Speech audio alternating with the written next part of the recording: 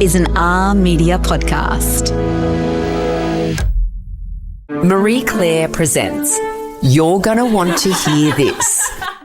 Apparently, single women who garden live longer. Where is that stat from? In other words, when it comes to sexual satisfaction, women are statistically being left behind. How on earth are you ever going to tell anyone else what makes you feel good if you don't know about it yourself? On the cover is someone I'm obsessed with, Sarah Pidgeon. Beautiful Sarah. Look at her. So she's heaven. No. How to close the orgasm gap? Get a divorce. Get the cleaner. Get a divorce.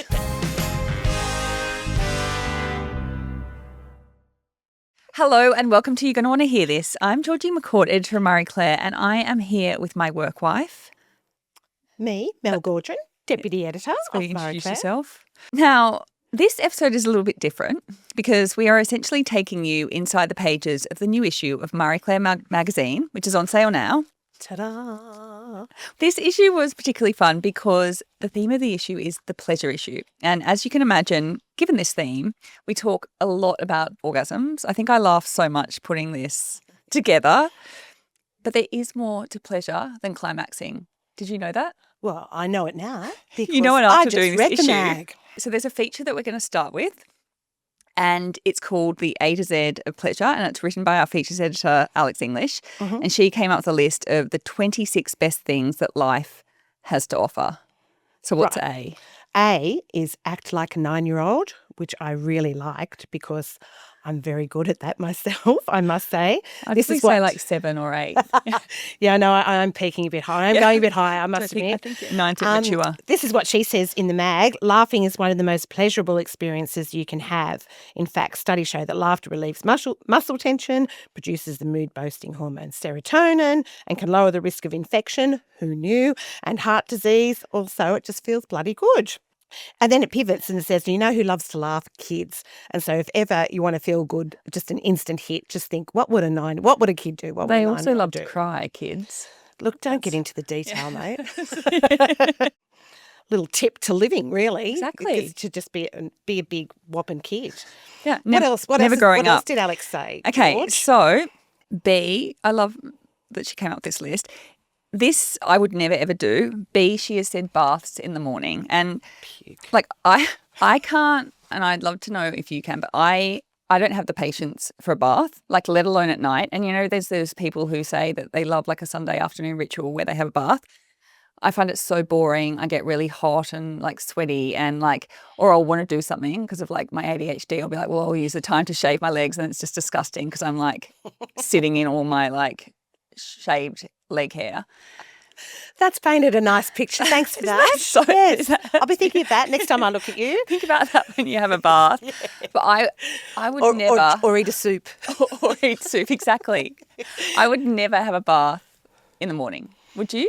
No way. No. I couldn't think of anything, but clearly for Alex, she loves it, and that's what we're all about, just coming up with like little things that mightn't work for you, but certainly will work for me. I really liked her idea that F is for 5%. So no matter what you do, try and find that tiny little percentage to make things better. So if you're on a long commute or something like that, play a playlist that you really love or listen to a really super cool podcast, cello. Like and this. it's just finding that tiny bit to make things just that little bit better rather than going, I've Yeah. heard everything. Blah, blah, blah, blah, blah. Like, okay, using a detergent that smells really good if you're cleaning the house. So you know that I love to clean. Are such a clean freak. So I got I'll to tell take it you, straight if I to was cleaning. using a detergent that smelled really nice, I would still be there going, I'm fucking here Oh, that using would a make me so detergent. happy. Oh my God. That we would are make me so so happy. different when it comes to this crap. I swear to God. Yeah. And I'm better. Opposites attract. Okay. H is for hobbies that don't make you money. And this is like, I feel like I've done a lot of those in my life. You probably what? you probably don't know this about me, but when I first had my babies, I launched a children's cashmere brand because that's what the world needs. Isn't it? It really is. Especially when you've just had a kid and and you're not tired or anything like Just that. felt like, what does the world need? Like, where's the gap in the market? There was no gap. And that made me no money. In fact, I lost money. But the point of this is like your breasts. it went down, faster than my breasts, which was remarkable. But I would say that this is interesting because this is like, you know how I feel like a lot of people, like Megan Gale took up painting. A lot of our cover stars, I've read, Yes. have taken up painting. So like a hobby. And I remember someone recently asked me, what are your hobbies? And I looked at them like, almost like angry at them. Like, why are you asking me? Like, I don't have any hobbies. I know, but apparently it's really good.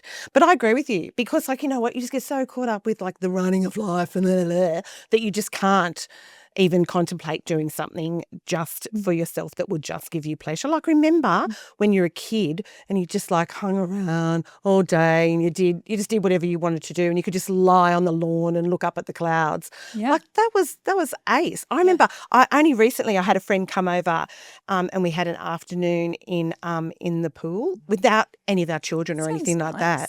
But it was literally like we were just transported back to like the old pool party of your kind Have of like thing. a little margarita or a pina colada. Okay, that was a bit different.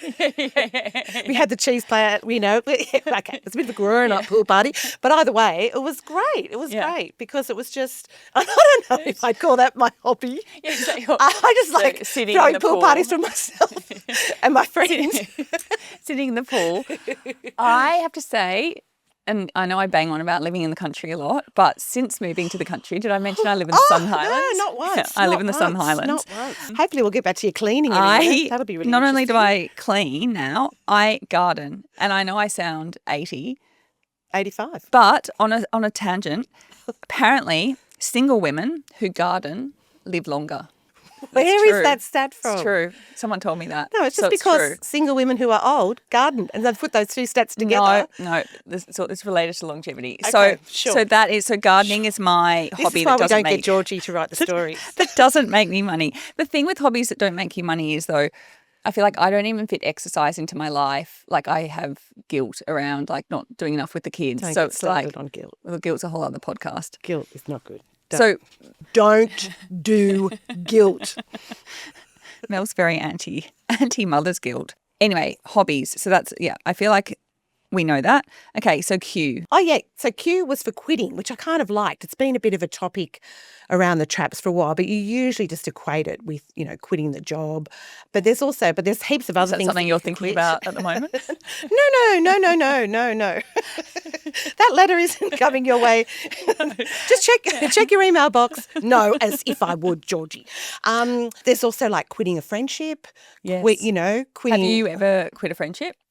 I don't think I have, but I have a funny feeling they quit a few on me. Have you been defriended? Yes. I'm quite sensitive about it and we can't discuss. You can't. Not all friendships are supposed to last a lifetime. A season, a reason, or a lifetime. But it's like, I think it's very normal to quit a friendship and it feels good. But why does it feel good? It feels good because there's nothing worse than having someone negative or toxic in your life. And all the people that I have moved away from, our energy didn't work. I'm not saying I was right or they were wrong. Yeah. It's just our energy. It's an age and stage and you've just moved on. And that's very mature of you, George. Well, I'm actually older than a 9-year-old, unlike, you. Right, I'll remember this. Okay, now we get to the exciting one because it's O. What do you think? Oh my God, let me lie down. Yes. That's right, it's orgasm. I didn't say It's that. orgasm. I literally just want to lie down. I think we had an intern or a schoolwork experience student while we were doing this issue. And I think she thought she was like working for Cosmopolitan magazine because There was a lot of there's a lot of sex and a lot of talking about Bless orgasms. that. But no, this is Young journalists of the future. This is serious because there is science behind this. During orgasm, your body releases the feel-good hormone dopamine and oxytocin, which counteracts the stress hormone cortisol to help increase emotions like happiness. So basically, orgasms make us happy. But I think what's interesting is that Alex points out, I think women, like, we have a love-hate relationship with orgasm, but she says everyone is responsible for their own orgasm. And it's true. Like, instead of whinging about it, like, you need to own it and do something about it. I agree. I know that we're going to circle back to the we have got a lot of orgasm to talk about. Because that's how we roll around here. At Murray Clare. Yeah. That's just, hi, how you going? How was last night? So this is another one, K, which I'm kind of interested in. K is for kissing. So do couples in long-term relationships still kiss? Alex asks in the mag, when's the last time you kissed like a horny teenager? Well, which I thought was actually a great opening line. The best opening line. Well, when is the last time? How long have you been married? Well, yeah, let's let's point start. it. Okay, when did you meet I've your been husband? married 175 years. You have? Okay, but really, how long have you been married? I actually don't know. Well, you met when you were 18? We met, we pashed the night before our HSC. That's how. Did it help you? It was a really big horny teenager kiss. Did it help you with your marks? I can't believe my mother let me come over the night before my HSC. know. What was going on there, Mum? Seriously. Anyway, but it's all worked out. But it has worked out, and I love that you're still together because like a lot of couples do break up. Correct. Case in point, me. Correct. So when was the last time you kissed like a horny teenager? Of someone who hasn't kissed like a horny teenager for possibly. So like, would you pash now? No. I think maybe the odd occasion. Yeah. But I do remember that I went to one of my kids' like 16th birthdays, and there was kids there that were pashing. Like I just sat there and watched them. They pashed for hours. And like they did that thing where they walked away and they'll go like, "Arr." And I was like, oh my God, I so remember that. Remember the jaw hurt. But so you, George, as someone who's just recently divorced and in a new relationship. So when I started dating, I thought, like, I can't pash. Like I'm in my 40s, I'm 44. Like how embarrassing for people if I was there pashing. Because other like mums I knew who are in their 40s, they would talk about pashing at bars. And I thought, oh my God, how embarrassing. Like, did you do the bar pash? Oh, everywhere. Oh my God. And you do. You're like I full-on- seriously feel like I'm You're 18. the pash addict. Oh, I am a pash addict. Like I feel it's like you're 18 again. Like I feel the same as when I was 18, dating and like kissing. Yeah. Like as I do now that I'm 44. Like it's pretty amazing. Yeah. But like come back to me in 5 years. Yeah. And it might be And different. then you go, who? What? I never said that, did I? I never said that. Horny but there's teenager. a thing, like in sex therapy or something like that, where they say, okay, you're supposed to like just sit opposite each other and just kiss. Like, supposed to like look at each other for 10 minutes or something like that, which I would literally be laughing my head off if I had to do that. And so would he actually. And then you're supposed to just like kiss for like 10 minutes or something. And so I understand. And that would work, I have to say. Yeah, I like reckon it I've would done the staring. I mean, it didn't work because my marriage ended. But like, I feel like it felt good for a little bit. It felt good for a little bit. Okay, so last one is why for yapping. I mean, yes, yapping is a wellness practice. Unlike most of the wellness industry, it is free. So we know that. Yapping, I feel like that's just another word for gossiping. But yapping rules. Girls. It's the best. It's the soul of women. So like yap. Yeah. My bloody child comes up to me all the time and goes, yap. And I'm like, yes. well, am I supposed to be offended by that? Go away with you. It's therapy. It's therapy. Totally. So I would love our listeners to DM us on Instagram. Instagram. I'm so only on the Instagram. Should I tell you how posh I am? I'm posh. so posh. It's because Megan and Harry. I was going to say Harry are in town, so I've got although they're not really royals anymore. It's called Instagram, not Instagram, but pronounce it however you want. At Marie Claire AU. I would love to know what your humble pleasures are. Because I think we don't talk enough about pleasure. Yeah. What are your pleasures? What are your little pleasures that you love? Well, I was just handed one when we were having this discussion, taking off any tight undies or bra. Yeah. Awesome. Do you wear tight undies or tight bras? Well, I don't mean to. And then I go and I eat some Yeah, it's just they get tighter. And like, oh, no. They get tighter. Yeah. And I go, have to go and buy some new undies. But the tight bra, come on. Yeah. Come on. Yes. Well, I think it's a big thing, like not wearing a bra. Like when I'm not at work, I often won't wear a bra. I've got two. I've got you in your soupy, hairy legs in the bar. Sorry. Or pashing in a bar. Okay, now. This is inappropriate. I feel there's inappropriate boundaries in this job. There's so many inappropriate boundaries. Now, there is another story that we've done in the pleasure issue called the orgasm gap, which is not new. Like we've known about this, but this line really stayed with me. In other words, when it comes to sexual satisfaction, women are statistically being left behind. Yeah, so in that same story, there's a study of more than 50,000 people, which found 95% of heterosexual men reported usually or always reaching orgasm during sex, compared with 65% of heterosexual women. That's a 30% gap, and that's a big just gap. hopeless. A big gap. And then you layer in what's happening in midlife. Not that I know anyone in that age group. Well, you kind of do, but yeah, you kind of do. For sure. You do. Anyway, in that age group, a Monash University study found that almost 50% of middle-aged women reported poor sexual well-being, and that's like there's basically a doubling in the likelihood of sexual dysfunction. Yeah. And we know what that's about. Yeah. It's about the old dry vag. It's about the, the hot flashes. Don't know what you're talking about. Far too young. Yeah. But it's interesting because the writer, Dilbin, she opens up with this personal reflection, and it's so different to how I grew up. But basically, when she grew up with a mother who would casually say things like, masturbation is essential and learn pleasure, then teach. Like, I didn't grow up. How much did you love Dilbin's mother? How Yes. awesome is she that she is saying Yes. that to her daughters? Yeah. And that is the fundamental issue, don't you think? Totally. That our whole normative experience of sex is purely from a male gaze, and that women are and if you're not performing, or it's seen as you've got to just do it, and even though you're highly unlikely to reach orgasm, Yes. you still have to go through this. So it's a burden, yet another bloody Yes. burden Yes. put on women. It's like I definitely didn't grow up with that. And it's interesting. I've got a friend who was so open with her kids. Like she was teaching her daughter. I think I've spoken to you about her before. She has taught her daughter, like from when she was 8, about like masturbation, clitoris. And I have clashed with another girlfriend of mine who's like, that's far too young, because I then panicked and like literally, I think my girls were like 9 and 10. I was like, girls, just want to like introduce you to something. And I gave them like a little lesson, right? Because, like Dilbin's mum, I was like... Was this acted out? Yeah, no. Were you in the garden? I was in the garden. I had my bra off, definitely. I mean, if I'm at home, I generally have my bra off. But... So come with me to the bar. Yeah, exactly. Come on, girls. Now it's sounding creepy. But I definitely think you do need to educate your kids. Like if I don't tell my girls, hey, you've got a clitoris and it's supposed to feel good when you touch it. Like I was never told that. Obviously you like work it out. But heaps of people don't. They don't. They just don't. Yeah. And that is the overriding issue.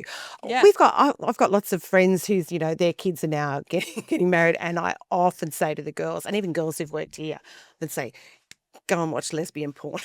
Go and watch, and not stinky, sorry, yucky. Are you spreading that round to all the staff? I've made it all part of their KPIs. Did I tell you that? I'm sure HR are fine with it. Anyway, but because I'm just like, get yourself educated. Don't.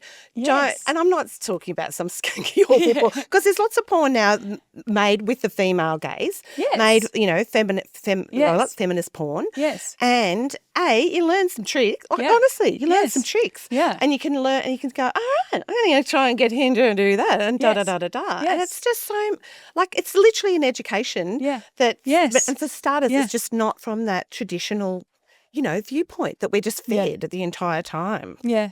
Yeah. But I think as well, like with my girls, like I want to teach them that sex should be enjoyable. Right? Yeah. Sex is supposed to be fun. It's supposed to be enjoyable. And I feel like my mum didn't talk to me about sex. I think maybe when I was 18, she started. But obviously I was on my own, journey then. But this statistic in the article really stood out for me.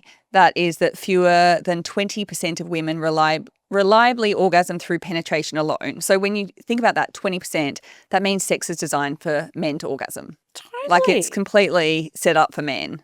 Totally. And I just think that there's a whole thing now, about masturbation, about using sex toys, and you have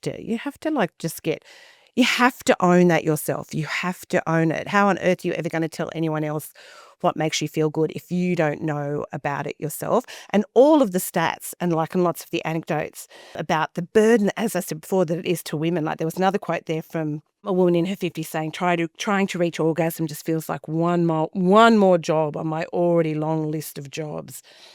And they prefer to actually sit there 10 minutes, to read my book in peace without someone touching or talking to me is preferable, which is it's sad, really. But it is. And when I interviewed Kathy Lett a couple of weeks ago, she was just talking about how the chore wars kills relationships, Yeah, right? yeah, And it yeah. does. Like now that I'm in a relationship with someone who's not the father of my children, all the chores have been like put to the side. And it does increase desire and romance. And because you don't have any of that, like, oh, have you hung out the washing? Have you like done the kids' lunches?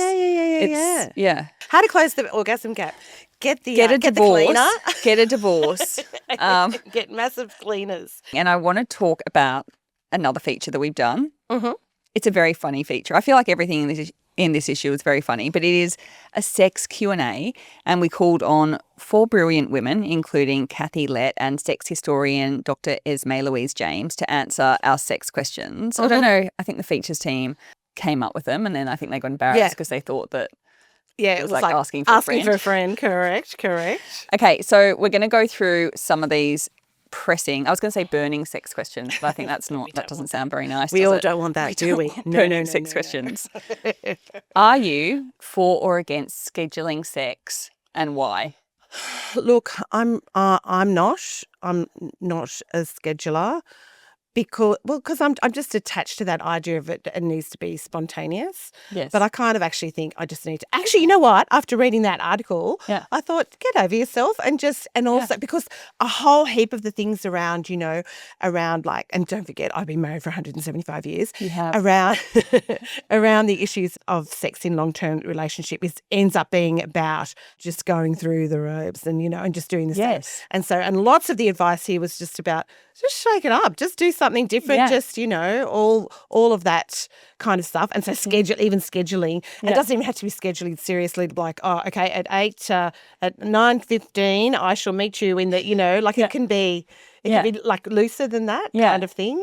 Even, meet at a bar. I don't know, or whatever. But it doesn't have to be as scheduled as scheduled be like sounds. 9 p.m. on a Sunday night, I'll meet you. Correct. Yes. Like, apart from even the pleasure aspect of it, because, if you're not having it in any relationship, regardless whether you're effectively flatmates, so you may as well. So you've got to up the ante there, and it is so easy to fall into it is so easy. bad habits kind of thing. But people make efforts for their friends. They make efforts for to go to the gym. You don't. I don't. I definitely don't. But some people do. Okay. So what's the next question? I'm freshly divorced and nervous to approach someone for a one-night stand. How do people do this? Who do I know who's freshly divorced who might have some insight on this one? I don't know. Who would that be? Maybe me, because I'm like, okay. You're a girlfriend. Oh, I love this. I love this question. The great thing is you don't have to be nervous anymore because there's online apps. So it's amazing. Like, you can be a total introvert and just like sign up for an app. It is a complete car crash. Like some of them, I showed you some of them, man, like horrendous. But it's equally like you don't need to be nervous because you can just like get online and like do everything via Messenger. And so I like matched with this guy, I think on Happen or Bumble. And one of my best friends, she's so gorgeous. She got me all dressed up. She like got me in this like really like faux fur coat, like I was sweating because it was like made of some horrible material. And she came to the bar with me and had 3 margaritas, so it was 3 margaritas each before he arrived. Like what a good girlfriend. What a good girlfriend. What a good girlfriend. And then I was horribly drunk. My mouth went so dry because I was so nervous and I was sweating from this jacket. And he ordered this goat's cheese entree. So imagine trying, if your whole mouth is dry, trying to eat goat's cheese. Like it was just like how I actually was successful. I'm not sure. So you pashed? 100%, yeah. Dry mouth? Dry mouth? Dry mouth. Fixed yourself? Dry mouth. So I would say, don't What if he was going, she's got a dry mouth? She's got it, I'm sure he was. But I'm like, I don't care. I just had a mission. That was my because it is nerve-wracking. So I understand why you would be nervous, but equally I feel like apps just like go for it. Yeah. Okay, the next one, this is for you. Threesome, because you're in your 50s. Threesome in my 50s, yes or no? N-O. Literally, metaphorically, could not be fucked. Because apparently it is quite a thing. Apparently it's a thing. I don't know where. Well, not in my bedroom. I just think of all the shenanigans around it that you'd have to do. Well, it's interesting because there is that comedian Nikki Glasser, and she doesn't have threesomes. She's in her 40s, but this sort of relates to like if you're in a dry spell or thinking about threesomes. And she encourages her on and off boyfriend, TV producer Chris Comby, to have consensual sexual relationships with other women. Oh, yeah. She doesn't like emotional cheating, so that's not allowed. And he also has to disclose any encounters. So she said that she'd be hurt by emotional cheating, but she doesn't care about physical affairs. But she finds that her boyfriend's sexual experience is foreplay. So she wants him to go. Then they get to get back together and go, and then she did this, he, exactly. And then I, and right. Yes, and that turns her on. So, but she doesn't hook up with anyone else. So she just lets him. Yeah. Wow. Just something for you to think about. Like, speak to Luke and I'll get back to you on that. Get back to me on that. Will a vibrator ruin real sex for me? Like when Charlotte from Sex and the City, when she gets addicted to her rabbit. Well, I don't think so. I mean, clearly sex toys aren't going anywhere. Like, what is it? The forecast is there's expected to be a $90 billion industry by 2030. So, get on board. Get on board. Why would you even bother about it? Well, ruining the relationship. Ruining my 150-year-old. Yeah, exactly. Okay, so Kathy Lett has said to this question, a warren of rabbits is a girl's best friend, but a woman cannot live by vibrator alone. Your muff will be in a huff. I mean, a vibrator can't take out the garbage or bring you a cup of tea in bed. She has a point. She does have a point. Yeah, she's definitely got a point. Look, everything in moderation, right? I feel like that's the answer. You know what? I even liked the answer to this one, which was, do you believe the saying, once a cheater, always a cheater? Because I do believe that. So do I. Yeah. Yeah. But a couple of the answers here said, people can change, but it's more the patterns that matter, and that one mistake in a messy moment is different to how it will then might end up with in a different relationship or, in different contexts, or just people grow up and change. And I actually found that weirdly revelatory, because I did think once a cheater, always a cheater. But I suppose, I have dated people who have cheated in past relationships and felt entirely safe that they wouldn't cheat on me because our relationship was so different. But I would question if someone cheated on me, I'd find that really hard to get over. Yeah, no, me too. Like in that because relationship. Then it's it becomes a trust issue. Yeah. I know, knowing myself, I'd become obsessed. Yeah. I just like the trust. You push them to have an affair. Yeah, obviously. Be like Nikki Glasser, go and do that. But no, I feel like I would. No, I think once a cheater, always a cheater in that relationship. Yeah. Oh, see, I don't know. But anyway, I'm not doing it, so But there was actually so many interesting, just when you put questions out to people and you just get a whole range of interesting, topics, interesting answers that you didn't even ever think of before. It was so, I love this feature so much. Okay, on the cover is someone I'm obsessed with, Sarah Pidgeon. And we were talking about her. Yes. I wasn't obsessed with her. She's here. Beautiful Sarah. Look at her. So she's heaven. No, she is gorgeous. I hadn't started watching, so she plays Carolyn Bessette-Kennedy in Love Story. I hadn't started watching it when everyone was talking about her, and the whole team was like, oh my God, Sarah Pidgeon, I'm obsessed. And I was like, why? Who is she? Yeah. Now I'm halfway through Love Story. I'm late to the party. I'm obsessed. Yeah. Well, I mean, I was obsessed. Were you obsessed with Carolyn Bessette anyway? I feel like I still am. Yeah. She's just the most stunning girl. And hello, John. Oh, my God. Beautiful. Well, he is. I mean, they're America's royalty. Yeah. And I can't help but be obsessed with the Kennedy curse and all of that thing as well. Which is outside of their love story. But just the fact that she kind of came in, she's the Diana, really, isn't she, of American and she died, royalty. I think she was 33. Yeah. And I actually didn't know. I don't know why I didn't know this. I was discussing it with a friend the other day that her sister Lauren died with her. Did you know that? Actually, I think I did know that. Yes. I didn't. That is so tragic because the series opens with them getting on the plane. Oh, right. And they have this kind of sisterly moment. Yeah. Then they get on the plane. That is... Don't tell me because I'm still. Well, that's the very beginning. I know. That's the very beginning. No, I'm literally. You know they die. Oh, fuck. Spoiler. Spoiler, they die. There goes all my pleasure. I know. I'm just here to like squash all your pleasure. I mean, if you hadn't noticed every day when you turn up to work, You're doing it everywhere, across many platforms. a pleasure ruiner.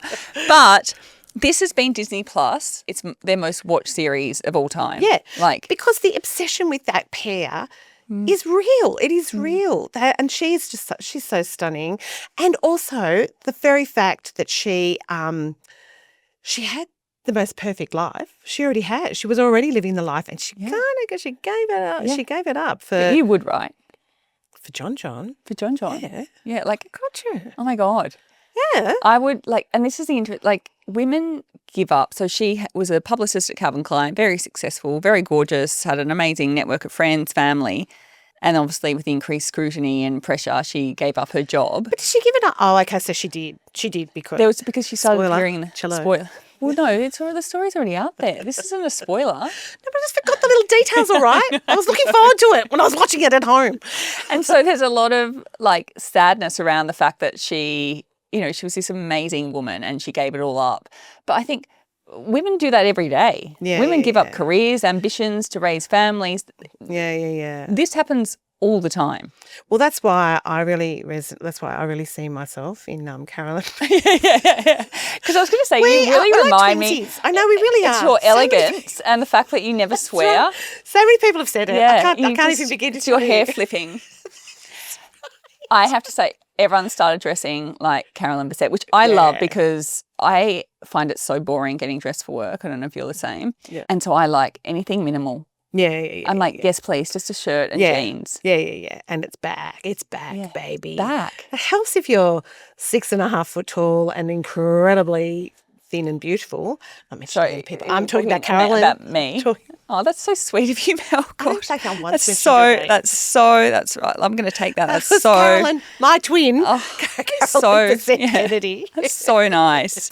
But I was also really interested in the fact Sarah has just got, this is really her introduction to the rest of us. She's actually like the most amazing actress. She's actually got a stellar career and she's going to be around. Like we're going to be seeing her everywhere. She is incredible.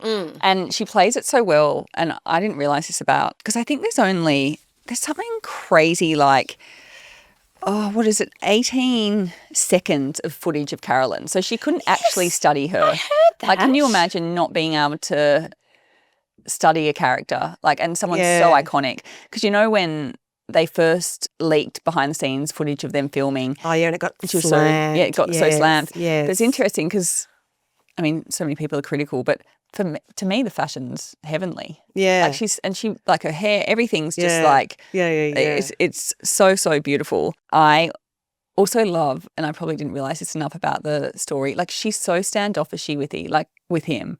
Like this like, you know, JFK Jr., he's asking for her number and she's just like, you know where I work? Meh. Just meh. Meh. I definitely wouldn't have been that cool. I would have I would have turned him off because I would have. Do you remember the episode in Seinfeld when Elaine sees him at the gym and then she's convinced that he's going to go on a date with her or something like that. And she's like, John, me and John. That would have been me. Oh, I would have 100% been Elaine. 100%. To be as cool as she was, like. No way. Oh my God. No way. Even though, iconic. We are you twins. look like her. Yeah, you look so much like her. I'm sick of everyone saying it. I am such a hardcore romantic. Like I love like The Notebook and, you know, cry my eyes out. And there's this scene, and I'm not spoiling anything, but after like a very brief estrangement with them, he's like, I mean, he looks so sexy. He's like riding on a bike and it's pouring with rain and he's going to like declare his love for her. Like it's pretty like, this series is. Like Top Gun. It's like Top Gun. It's like, Did you just confuse those two? No. Now I realise where they got Matthew McConaughey? Yep. No. Now I realise where they got it. But she is apparently tipped for an Emmy nomination and probably a win for her role as Bessette. She's someone who's going somewhere, and I liked it from that point of view as well, you know. Yeah, and she's dressed in beautiful Chanel jewellery in our shoot and it's heaven. I mean, there's so much more in the issue, but there's a great feature actually about skin that feels as good as it looks. I asked our beauty director to write about dermaplaning. Have you ever done that?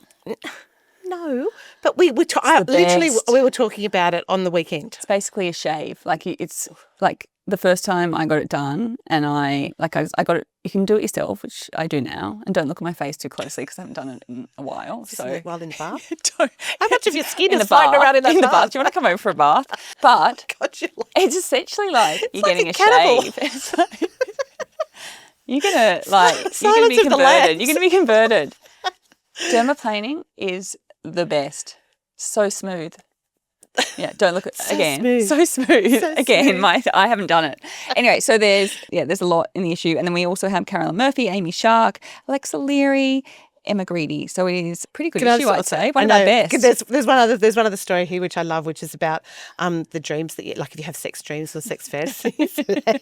You wrote this based on last week's dreams. Did not. But the last sexual fantasy is sleeping with the boss. Nikki. Yeah. Yeah. Oh, yeah, you wrote that one, Sleeping with the Boss. Yeah, so it says work environments provide a setting where tension gradually builds, intensifying desire. Are you feeling it? No, but I'm These sure I will kinds of soon. fantasies often involve a figure of authority as an object of attraction, but they don't necessarily mean, it's going to happen. Am I the figure of authority? I'm not giving it. I'm just going to leave that with you. You definitely wrote that one. Go home tonight with your little vibrator and think about. See, the issue with our workplace and like women's media in general is it's mostly women. Yeah. Yeah. Yeah. Yeah. Well, Which point? you're the one that All right. pointed out that lesbian porn. You're I telling know. everyone Look, to there's a watch. theme. Yeah. Can I just point out? Look, he says there's another one here of a fantasy of having sex with another woman, and it doesn't actually mean not that I was, but I'm just going back. You just talked about it a lot. Lesbian That's all. porn. You've talked about it a lot. Example. That's what I'm saying. Anyway, thank you so much for listening to us. It's the May issue. I've lost track. It's the May issue, starring our cover star Sarah Pidgeon, and it is on sale now. So And please, as it says here, it is the pleasure it's issue. the pleasure issue. It's such a fun issue, honestly, but it's just also lots of stuff that you'll be curious about, and so go and buy it. It's on sale now, and thank you so much for listening. We'll see you next week. Thanks, everyone. Bye. This pod was recorded on Gadigal land. We pay our respects to their elders, both past and present.